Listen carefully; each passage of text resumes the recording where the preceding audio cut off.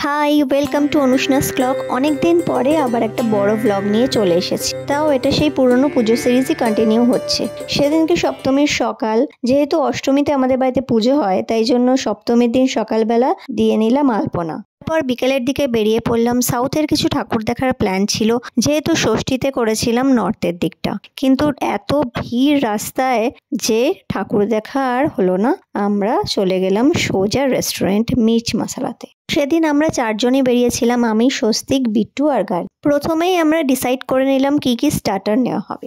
আমরা 3 রকম স্টার্টার নিয়েছিলাম, বেল পেপার, ভেটকি, প্যান ফ্রাইড পমফ্রেট আর ডেভিলস চিকেন। সবকটা স্টার্টারই খেতে বেশ ভালো ছিল।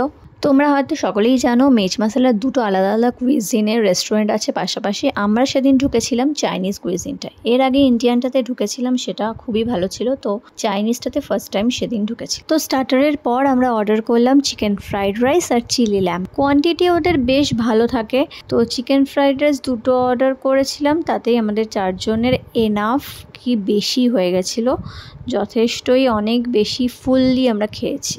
এরপরে চিকেনেরও আরেকটা সাইড ডিশ নিয়েছিলাম, তো সাইড ডিশগুলোও ভালো ছিল। চিলি ল্যাম্ব এই ফার্স্ট টাইম খেলাম, তো মোটামুটি খেতে লেগেছিল।